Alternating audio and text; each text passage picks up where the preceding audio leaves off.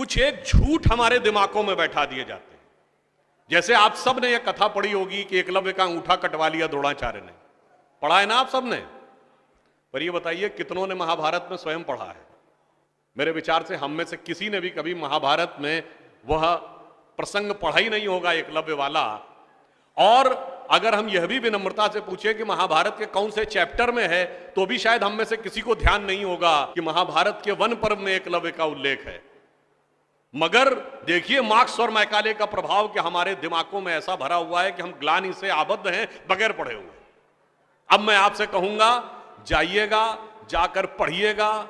Available हो तो internet पे जाके सर्च कर लीजिएगा, ना हो तो जो महाभारत सीरियल आया था उसका एपिसोड जाके यूट्यूब पे देख लीजिएगा। कि किस्सा ये था कि जब आपको, चाहे आपने कथा सुनी होगी कि कुत्ते का मुंह बाणों से भर गया था जो एकलव्य ने तीर चलाए थे, और जब वह तीर अर्जुन निकालते हैं तो उस कुत्ते के मुंह में खरोंच तक उस बाण से नहीं आई होती है, तो वो चौंक जाते हैं क्योंकि ये सामान्य तीर नहीं है। उन्होंने कहा तो दिव्य अस्त्र है कि मुंह में पूरा तीर से भर गया मुंह और इसके बाद भी एक खरोंच नहीं आई। आप कहेंगे दिव्यास्त्र का मतलब क्या? दिव्यास्त्र का मतलब ये है, जैसे रशिया यूक्रेन की लड़ाई चल रही है ना, इससे पहले मिडिल ईस्ट की लड़ाई देती थी, तो जो मिसाइल जाती है वो लेजर गाइडेड जाती है, जिस बिल्डिंग पे गिरना उसी बिल्डिंग पे गिरती है, अगल बगल पे नहीं गिरती, क्योंकि the direction is precise to the metres.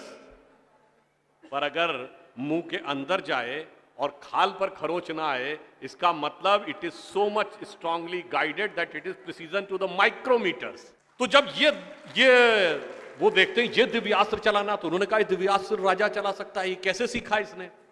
तो जब द्रोणाचार्य उससे पूछते हैं कि तुमने ये किससे सीखा, तो कहता आपसे सीखा गुरुजी। कहते मैं तो तुम्हें जानता नहीं बालक, तुम अपना परिचय दो। अब यहीं पर बिंदु है। एकलव्य क्या कहता है? मैं मगध नरेश जरासंध के प्रधान सेनापति हिरण्यधनु का पुत्र एकलव्य। अरे वो मगध के chief of the arm forces का बेटा था। यदि आप ये कह रहे हैं कि वनवासी था, तो ये भी पूरा वाक्य तो पूरा करो कि वो सेना अध्यक्ष था। मगर देखिए कितनी चालाकी से छुपा लिया आधे तथ्य को, और उसके बाद हमारे दिमागों में भर दिया कि ये बहुत गलत किया गया। बताइए, हमारे हिंदू धर्म के दो महाकाव्य, रामायण और महाभारत, दोनों का रचयिता कौन? रामायण का रचयिता महर्षि वाल्मीकि, जो संस्कृत के आदि कवि माने जाते हैं। आज जो वाल्मीकि समुदाय है वो किसमें आता है? शेड्यूल कास्ट में। महाभारत के रचयिता और वेदांत और मीमांसा के रचयिता महर्षि वेदव्यास, जिनकी मां मछुआरिन थी, वह समुदाय किसमें आता है? कुछ राज्यों में, दिल्ली में शेड्यूल कास्ट में, यूपी में अति पिछड़े में। तो मेरे भाई, संत रैदास, नामदेव, कबीर, दादू, ये सब पूज्य संत हुए, फिर भी हमारे दिमागों में ये भरा जाता है। और कौन भरता है? वो लोग भरते हैं जो अपने यहां समाज के गरीब वर्गों की खरीद फरोख्त करते थे। और आपको यह भी बात बता दूं, जब हम कभी अपने यहां कहते हैं फॉरेन ट्रेवलर्स ने दिखाओ क्या लिखा है, तो मैं ये बात आपसे कहता हूं, इसको भी जाके चेक कर लीजिएगा। किसी फॉरेन ट्रेवलर का सबसे ऑथेंटिक जो रेफरेंस माना जाता है, वो चंद्रगुप्त मौर्य के समय में मेगस्थनीज आया था ग्रीस से, जिसने अपनी किताब लिखी है इंडिका, आज से 2300 साल पहले। वो इंडिका किताब आज उपलब्ध नहीं है, मगर उसके उद्धरण तमाम जगहों पे हैं, तो प्रूवन है किताब थी। उसने भारतीय समाज में व्यवस्था का वर्णन करते हुए लिखा है कि यहां पर 7 जातियां हैं, मगर महत्वपूर्ण बात यह है यहां इतनी समरसता, इतना सामंजस्य है कि यूनान के समाज के समान यहां कोई समाज का ऐसा वर्ग नहीं है जिसके साथ शोषण या भेदभाव किया जाता हो। ये एक विदेशी लिख रहा है। और मैं एक और बात आपसे बताना चाहता हूं, बहुतों को नहीं पता होगा, गांव में पंचायत होती है ना, ये पंचायत में 5 की संख्या कहां से आती? ये 4 या 6 क्यों नहीं? 5 की संख्या जानते कहां से आती है? 4 वर्ण माने गए थे, तो किसी भी गांव में निर्णय लेना होगा तो चारों वर्णों का एक एक प्रतिनिधि होगा, और 5वां जानते कौन होगा?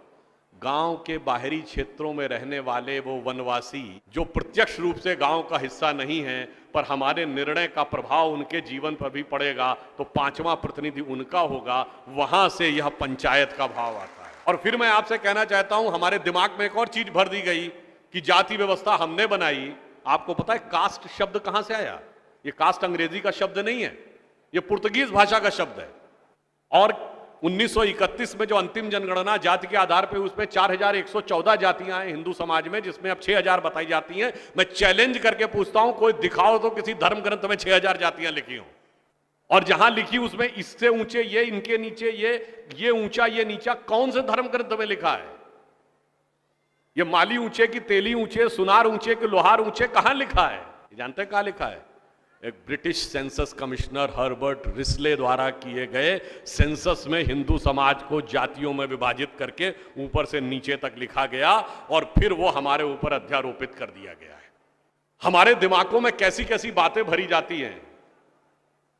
एक थोड़ा लिबर्टी लेते हुए ये भी कहना चाहूंगा, महिलाओं को पढ़ने का अधिकार नहीं दिया जाता था। अब ये बताइए, हमारे यहां दिल्ली में लोगों को ध्यान नहीं होता है, आप लोगों ने मैत्री कॉलेज और गार्गी कॉलेज है ना, ये मैत्री और गार्गी कौन थी? ये वैदिक काल की 20-22 विदुषी स्त्रियों में से एक हैं। गार्गी ने ऋषि याज्ञवल्क्य के साथ शास्त्रार्थ किया। फिर मैं चैलेंज करके कहता हूं, दुनिया में कोई दूसरा धर्म संस्कृति बताइए जहां धर्म पे टिप्पणी करने का अधिकार किसी महिला को हो और किसी धर्म के ज्ञाता के साथ शास्त्रार्थ करने का अधिकार। फिर हमको समझाया जाता है कि हमारे यहां बराबरी नहीं थी। अरे आप सबको याद हो, सबसे प्रख्यात शास्त्रार्थ कौन सा है? आचार्य मंडन मिश्र और आदि शंकराचार्य के बीच में। दोनों के बीच में जो शास्त्रार्थ हुआ, उसका जज कौन था? आचार्य मंडन मिश्र की पत्नी उभय भारती।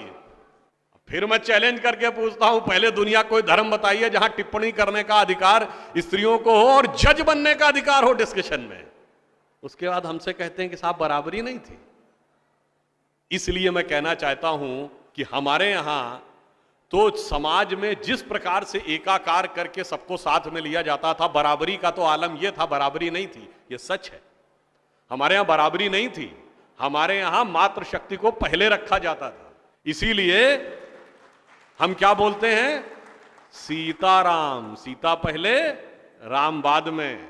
लक्ष्मी नारायण, लक्ष्मी पहले नारायण बाद में। गौरी शंकर, गौरी पहले शंकर बाद में।